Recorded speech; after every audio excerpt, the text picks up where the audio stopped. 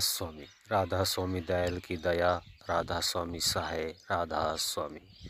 प्यारे सत्संगी भाइयों बहनों, आप सुन रहे हैं परम संत सतगुरु ताराचंद महाराज जी का 5 मई 1996 प्रातः का सत्संग।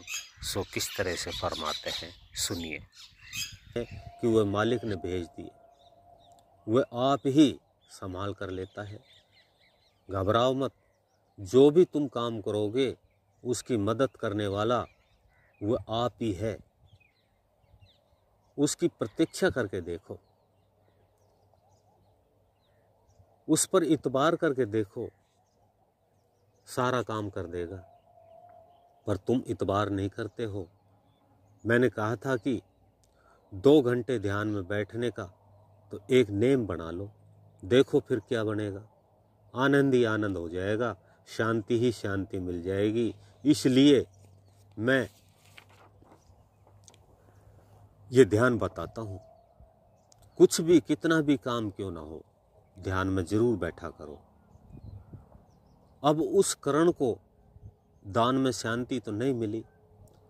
राजा नरग को क्या शांति मिली? उसने अनेक अनेक ही यज्ञ किए थे। क्या राजा बलि को शांति मिली? मैं और कितनों की बात बताऊं। शांति है तो नाम में ही है। नाम का सुमरन और गुरु स्वरूप का ध्यान। पर ये 3 चीजें इंद्रियों को काबू में करने के लिए ही है। ये 3 बंद बताए हैं। ये इसलिए ही बताए हैं कि ये तीनों ही इंद्रियां कठोर है। यदि ये तीनों इंद्रियों ही काबू में आ जाए तो फिर ये सारा ही शरीर और सारा ही ढांचा ही काबू में आ जाएगा। जैसे शरीर से 3 पाप बनते हैं, चोरी, जारी और जीव हिंसा, भी शरीर से ही तो हो सकते हैं। कबीर साहब कहते हैं कि मन जाए तो जान दे, गह कर राख शरीर, बगैर चिल्ला चढ़ाए कमान पर कैसे लागे तीर। कि जब अपनी जगह से शरीर नहीं उठेगा, जगह पर ही पड़ा रहेगा, तो फिर वह वीर किले कैसे चढ़ेगा, तीर किले कैसे चढ़ेगा, वह कहाँ चलेगा? वह तो ठोड़ की ठोड़ बैठा है। फिर कहते हैं कि आसन लाकर बैठ गया और मिटी न मन की आस, कोलू के बैल ज्यों घर में कोस 50।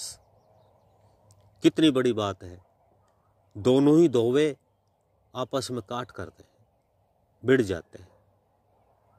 पर उसका मतलब यह है कि अगर आसन लगा करके बैठ गया और मन की आस मिटी नहीं, क्या आप लोगों ने महात्माओं की आस को नहीं देखा है? मेरे महात्मा जी एक मिसाल दिया करते थे। एक बहुत बड़ा राजा था, उसके दरबार में भांड आ गया। राजा ने कहा कि आप सारे ही सांग दिखाते हो, एक सांग तो तुमने कभी भी नहीं दिखाया है। भांड ने कहा आप बताओ। राजा ने कहा कि कोई वृत्त का सांग दिखाओ, और पूछा कि क्या लोगे? भांड ने कहा कि एक घोड़ा और एक जोड़ा चाहिए। राजा ने कहा ठीक है, मिल जाएगा। उसने साधु का स्वांग दिखाया। उसने कुछ ही दिन एक साधु के पास में जाकर के समाधि लगाना सीख लिया, और समाधि तो राधा स्वामी मत में भी लगाते हैं। ये सूरत शब्द का योग है। उस समाधि को कपालिया खींचना कहा जाता है। उससे उम्र बढ़ जाती है। वे प्राणायाम में से समाधि लगाते थे। आज प्राणायाम का टाइम नहीं है, क्योंकि न तो वह घी दूध है और न ही ऐसा ब्रह्मचर्य का साधन है। अगर हजारों में एक कोई भी लेता है तो वह बीमारी खरीद लेता है। इसलिए संतों ने बड़ी दया की और उन्होंने सूरत शब्द का योग, सहज योग प्रकट कर लिया। ये था तो चारों युगों का। फिर जीवों की कमजोरी देख करके संतों ने सहज योग कहा है, उसको तो सभी ने प्रकट कर दिया। क्योंकि सतयुग में लंबी उम्र थी और प्राण हाड़ में उस वक्त 88 हजार वर्ष तक लगे रहा करते थे।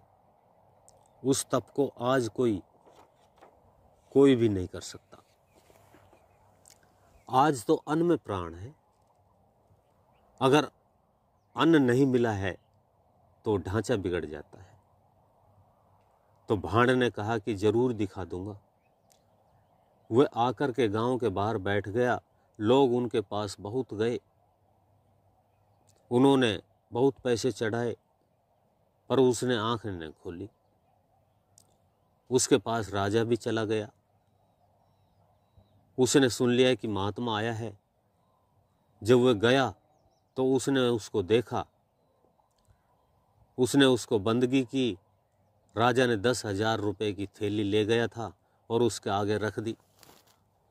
महात्मा ने कहा कि उठाओ यहाँ से और चल दो, और जल्दी ही करके इसको उठा ले जाओ। राजा उस महात्मा के सामने तो बोल भी नहीं सकता था। उसे ये तो पता ही नहीं चला कि ये तो वही तुम्हारे वाला ही भांड है। उसने राजा को कहा कि उस थैली को जल्दी उठाओ। उसने उस थैली को उठा लिया। राजा उस थैली को उठा करके चला गया। टाइम देख करके महात्मा भी चला गया। अब वह भांड दरबार में आया तो उसने आकर के कहा कि अन्नदाता क्षमा करो। उसने राजा की बड़ाई की। भांडों का यही काम था। राजा ने पूछा कि क्या बात है। भांड ने कहा कि आप मुझे इनाम दो। राजा ने पूछा तुमने क्या किया। भांड ने कहा कि मैंने त्यागी का सांग किया था। राजा ने पूछा त्यागी का सांग कहाँ दिखाया। भांड ने कहा कि आप मेरे पास गए थे और 10,000 रुपए की थैली रखी थी। सो त्यागी साधु ऐसा ही होना चाहिए। हे सत्संगियों, मैंने अहंकार में नहीं कहा, मैं सतगुरु ने मुझे त्याग दिया था। मेरे सतगुरु ने मुझे त्याग दिया था, नहीं तो मैं उस रास्ते पर नहीं चलता, और न ही मैं तुम्हें पैसे देता और न ही तुम्हारी बातें सुनता, क्योंकि मैं तो और ही जगह लग जाता। क्योंकि गिलो बेल थी और नींद चढ़ी थी। सतगुरु की दया से कोई भागी ही बचता है। उन्होंने ये नेम करवा दिया था कि संगत के पैसे तेरे शरीर के लिए मत बरतना। इसलिए ही मैं आप लोगों की मदद कर देता हूँ। मैं किसी के 4 पैसे लेता हूँ तो बिगाड़ने की कोशिश नहीं करता। सोचता हूँ कि ये तो महाराज की धरोहर है, इसलिए ही उन पैसों को दे देता हूँ और लगा देता हूँ किसी काम में। अभी आप सुन रहे थे परम संत ताराचंद महाराज जी का ये सत्संग। इससे आगे का भाग सुनने के लिए वीडियो को लाइक करें, चैनल को सब्सक्राइब करें, ज़्यादा से ज़्यादा शेयर करें। सभी सत्संगी भाई बहनों को मेरा हाथ जोड़ करके राधा स्वामी जी।